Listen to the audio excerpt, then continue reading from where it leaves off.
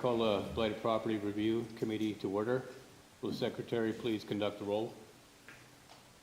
Mr. Yerkowitz. Here. Mr. Spiker. Here. Mr. Taylor. Ms. Peterson. Ms. King. Mr. Eulig. Yep. Mr. Horton. Yep. Mr. Snippert here. All right, Mr. Chairman, we have a quorum. Okay, thank you. Next is the approval of the minutes for the meeting for May 13th, since we didn't have one last month. Are there any corrections or amendments? Oops. Mr. Chairman, an amendment would be the approval of the May 13th, 2026 meetings. The agenda references June 13th, and they're the May 13th meeting minutes. Okay. All in favor? Aye. Aye. Opposed? Okay, the minutes are accepted. We'll now open for public comment. Public comment is limited to matters within the jurisdiction of the Blighted Property Review Committee. Is there any comment? Excuse me, I'm sorry, this is my first time. I don't do anything with public comments. Yes, if you want to speak, you come up to the podium and state your name. Yes. Okay, there'll be, after we get through all the properties, there'll be an opportunity for you to speak. Thank you. Okay. All right, thank you. Public comment is now closed. Next is the Secretary's report. Thank you, Mr. Chairman. For the Secretary's report, we're continuing to work through our acquisitions on the redevelopment side off of the blighted property list that have gone through. We identified another batch of properties that we're going to work through, notifying property owners and working through getting that list through to the Planning Commission and the Redevelopment Authority.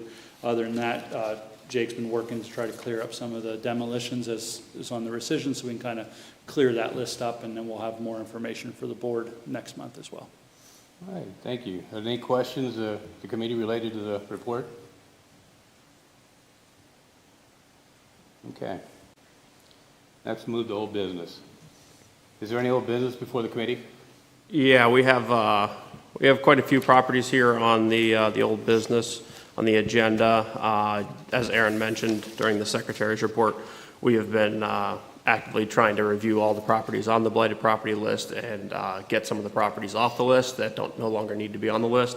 So I imagine this month and next month you'll see quite a few rescinds, some that were a couple of years ago that were demolitions that were done.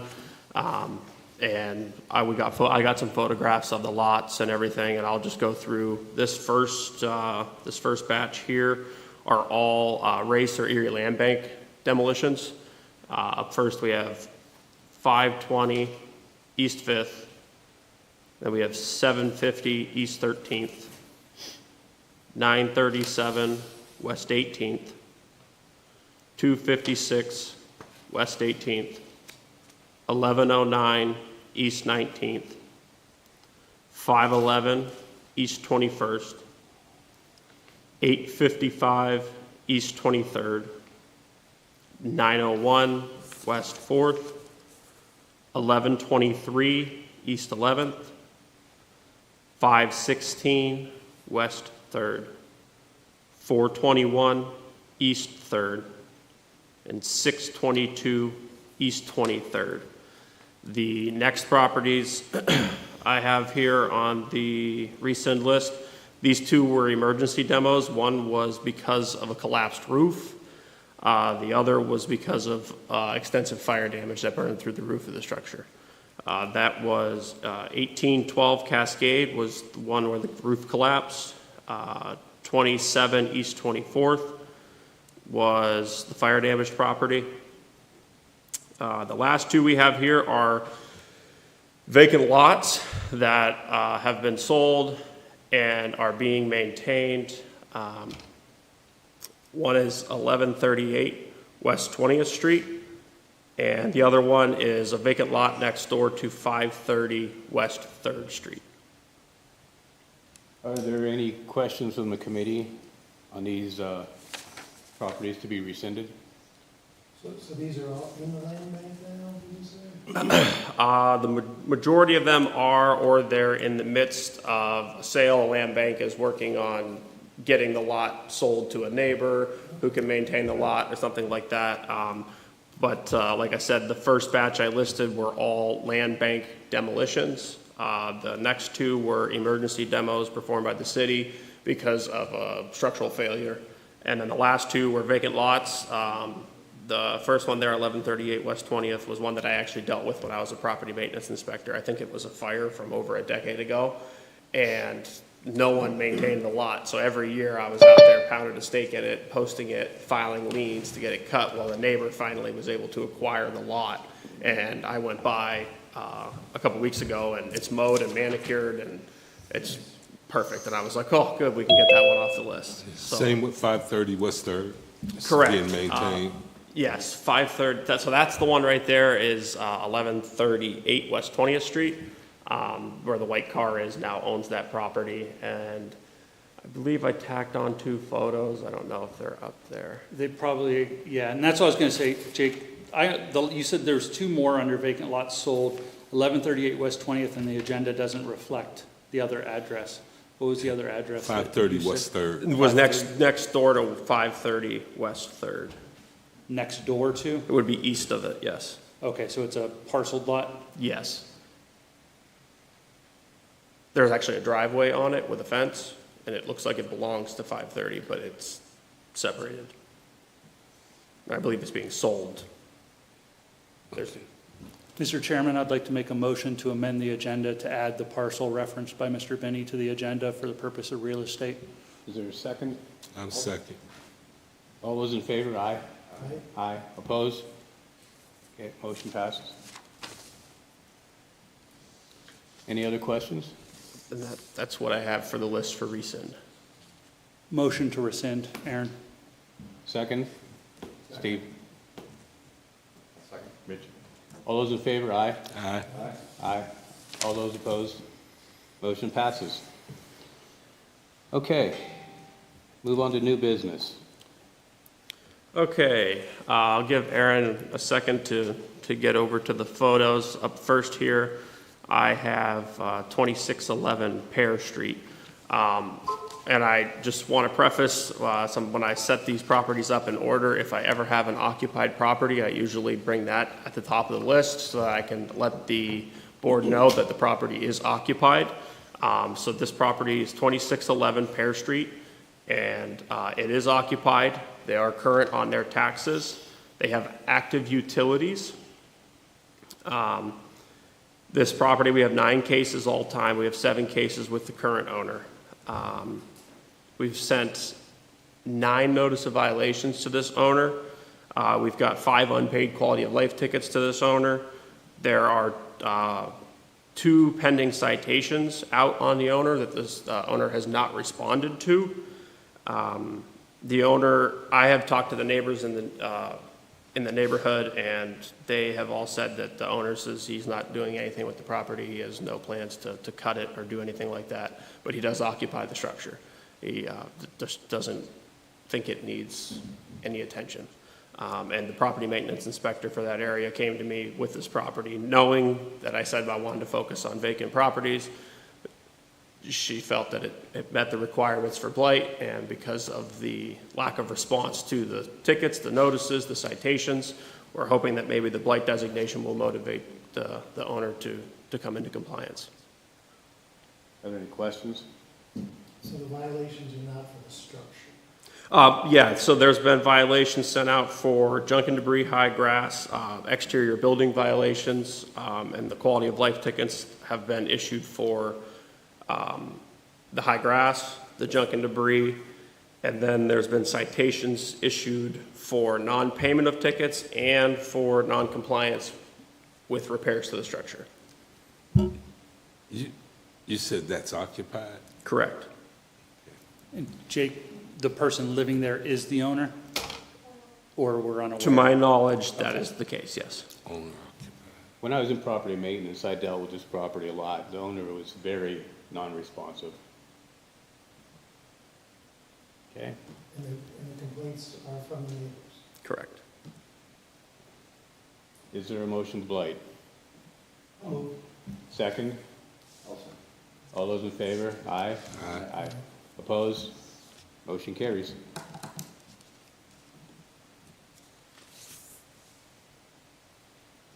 Okay, up next, we have 3214 Old French.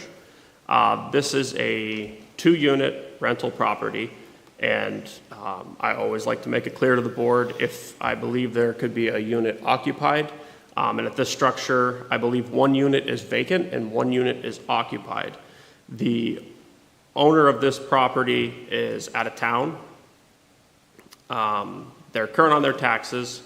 They have active gas and water, but 1 electric meter is off and 1 electric meter is on, which is what tells me that it's likely 1 unit is occupied and 1 is not. We have 2 active cases that date back to the beginning of last year. 4 notice of violations have been sent. There's 3 unanswered citations with the district judge. The rental program has reached out to this new property owner to try to get them to register the rental as a registered rental. There's been no response. With getting no response, having an out-of-town owner, lack of response to get it registered so that we can get in and inspect the rental unit that is occupied and being used. There's just no response from the out-of-town landlord, and the property maintenance inspector had asked me to present this for a blight designation. Jake, what are the citations on that? Are they out? You know, Citations for the exterior repairs. Say again? For the exterior repairs, siding, the roof.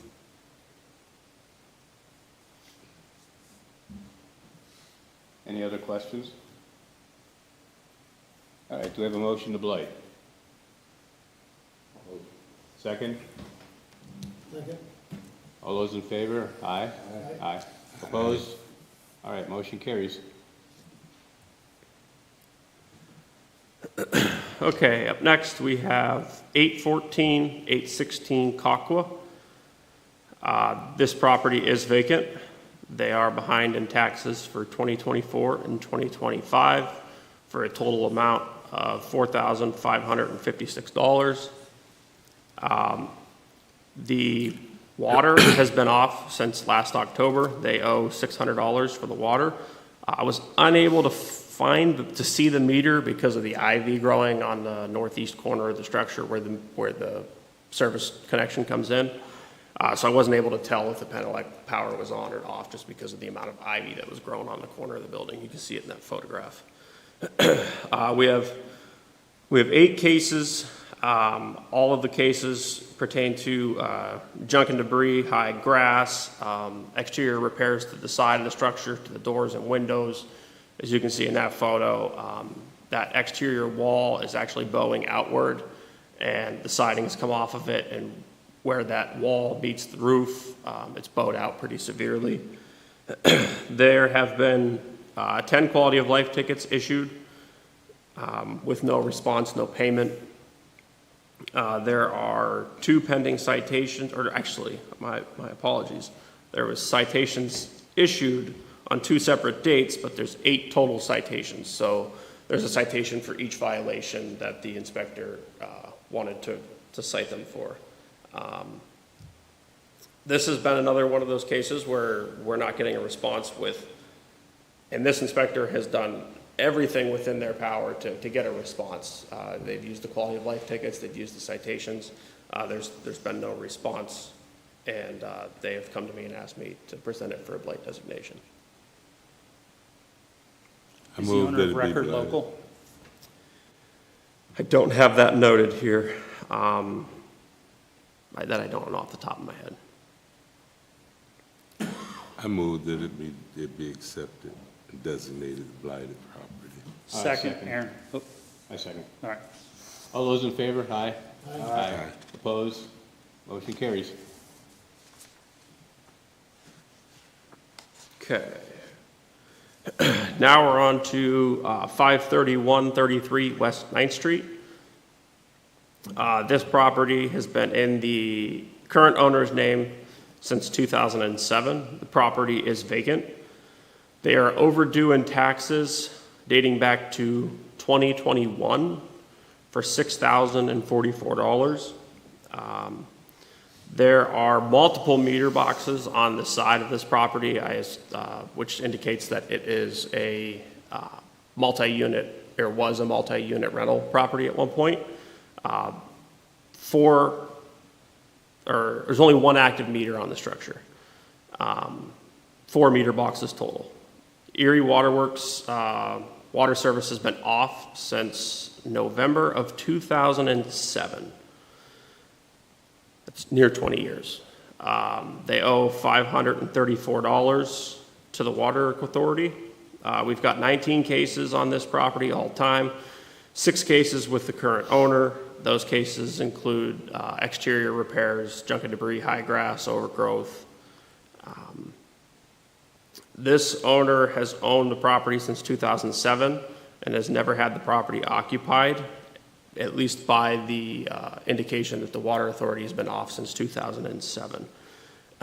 I know that the rental program has also reached out to this property owner about getting it registered. Even though it's vacant, we need it to be on the registry, and the property owner has neglected to do that as well. With this property sitting vacant since 2007, multiple exterior repairs are still needed to bring the property into compliance, and at this point, I don't know what could need done on the inside as it's sat vacant for near 20 years. We're asking for a blight designation. Do we have any questions? Yeah, structurally, it looks like a solid structure. Most of the complaints are, I see some cosmetic stuff, siding, but it looks like I'm going to go out on a limb and say most of those complaints are related to quality of life issue stuff, and so I have a hard time designating that property blighted. It's more like abandoned, and so I'll support the ask for the blight designation, but that doesn't appear to be a blighted piece of property. To me, it appears to be abandoned and unkept. 20 years of doing nothing with it, by the definition being abandoned for that amount of time, I would tend to lean towards blighted. Yeah. I understand that, yeah. So the state requirements for blight, one of the state requirements is that the property has been unoccupied and is 2 years behind on taxes. So this one would fit the bill as far as the state requirements for blight. Oh, I get the state Yep. requirements and everything, but I get the law, and then I get the spirit of the law too. Is that a local owner, out of town owner? Do we know? It is a local owner. Okay, thank you so much. All right, do we have a motion to blight? So moved, Aaron. Second? I'll second. All those in favor? Aye. Aye. I'm going to say no. Okay, on this opposed? one. I oppose. Okay. Motion carries. And before you move on, I just want to say that it's not to be contentious or anything like that. I think those properties should transfer hands if no one's going to do anything with it. But I have more of a propensity to just go knock on the owner's door and ask them, if you're not going to do anything with it, at least just sell the property so they may get some type of value, and just holistically looking at the economy and the housing crisis. No, we shouldn't let anything sit there like that for 20 years. I'm kind of new to this, and I think that not that you haven't, but I'm not sure that all avenues have been exhausted to move that house to get into compliance.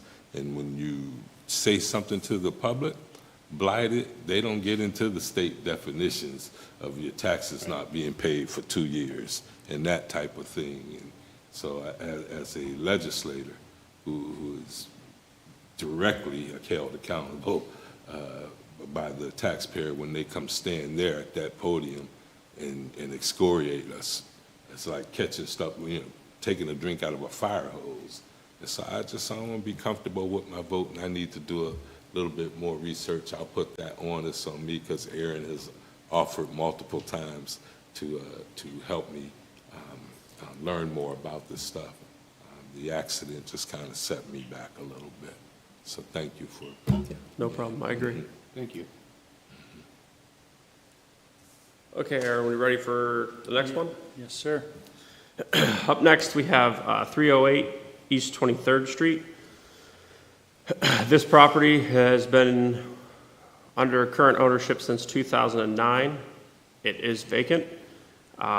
They're overdue in taxes for 2024 and 2025 for the total amount of $1,042.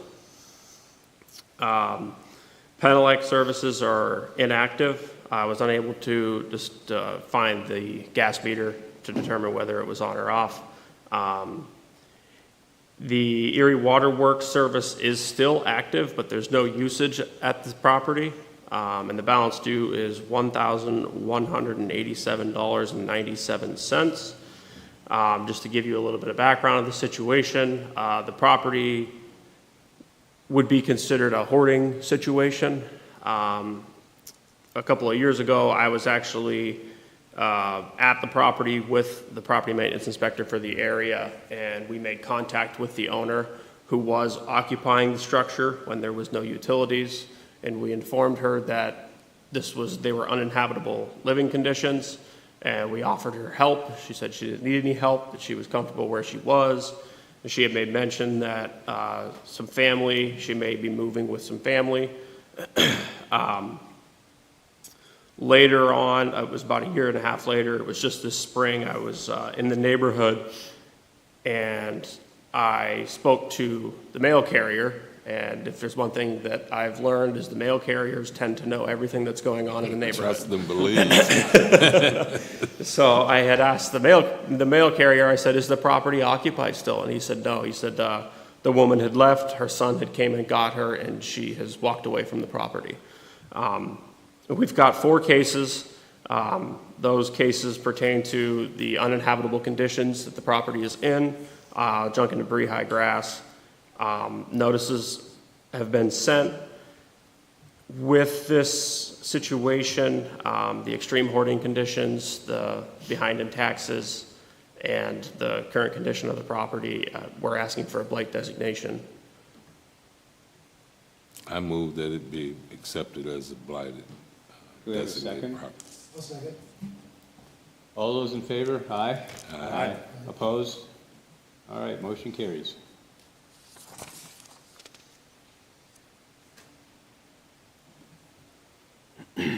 Okay.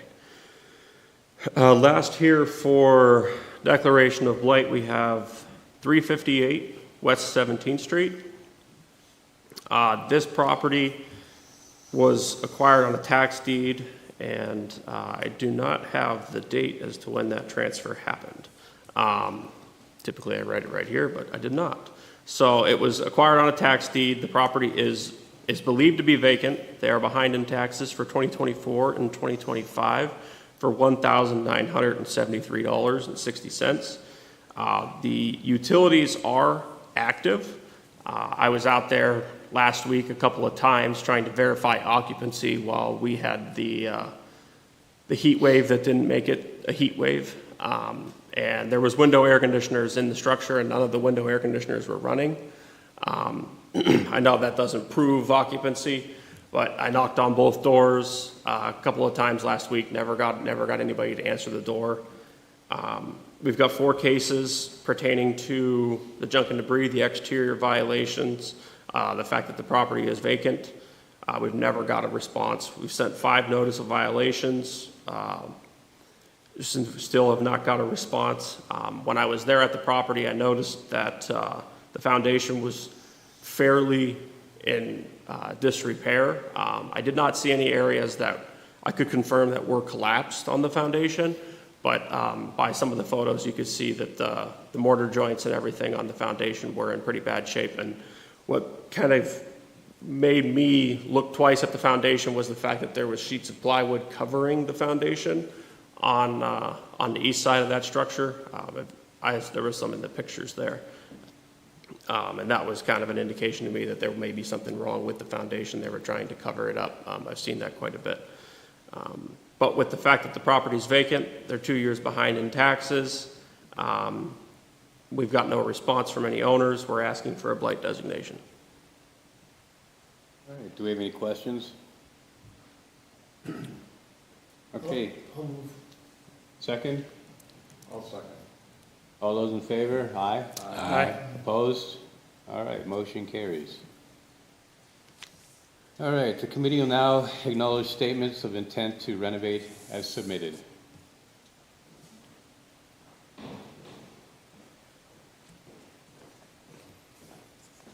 Good morning.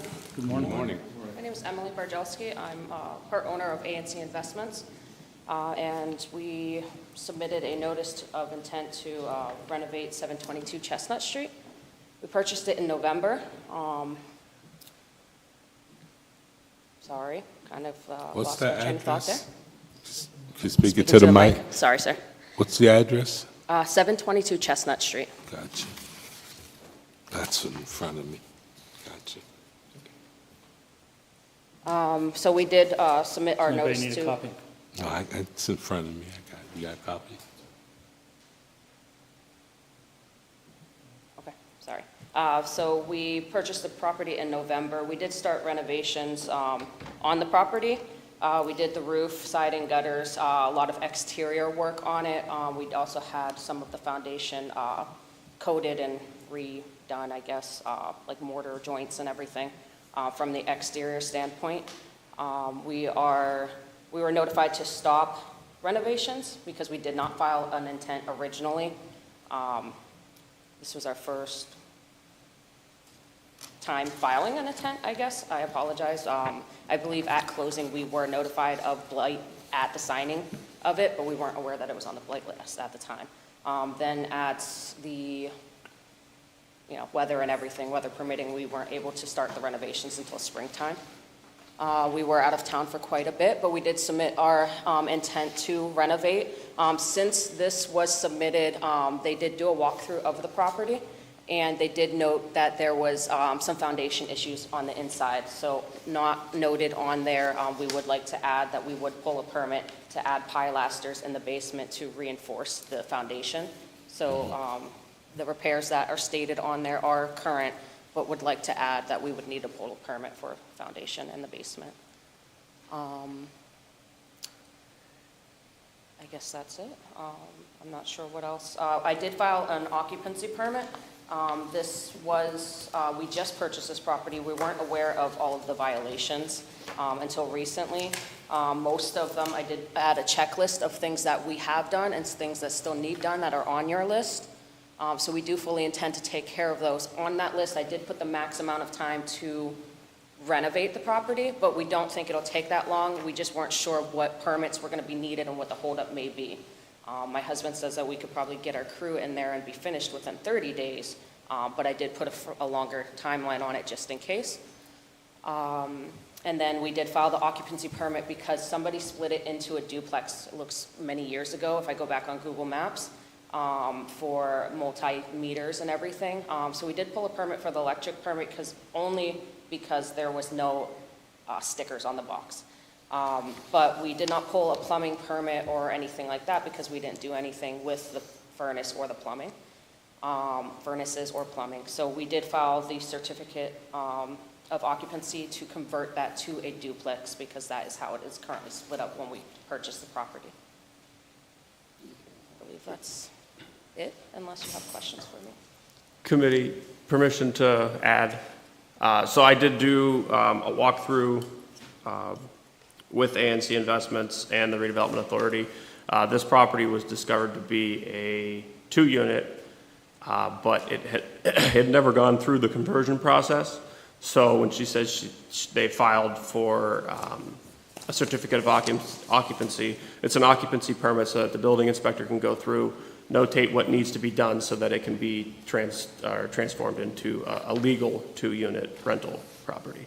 And they are in the process of doing that. They did stop work when we notified them that they needed to get the required permits, and they are working through that process now. Mr. Mayor, just I'm just kind of anal. It says date of purchase, 11/24/26. I'm going to guess that that's 25. That's going to be 25, right? Yes, I'm Right. sorry, yes, No, okay. yes.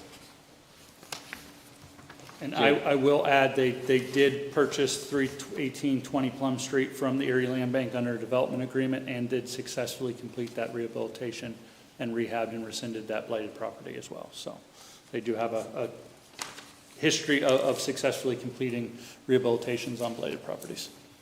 Well, I like those healthy partnerships, and thank you for Thank you. developing the property and putting it back in play. Thank you so much. I move that it be, I guess, rescinded. To Well, accept. Approval of work. We have a motion to accept the approval of work as read. Yeah, yeah. I second. Well, I move. Anyone Second. All those in favor? Aye. Aye. Aye. Opposed?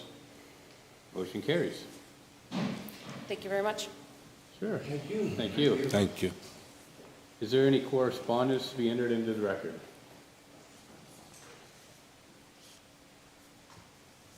Do we have any correspondence to be entered in the record? None. Okay. There's a motion to adjourn. So Move. moved, Aaron. Second. Second. Motion adjourned. Thank you, everyone. Man, I'm getting better. Best I felt since February, since the car accident.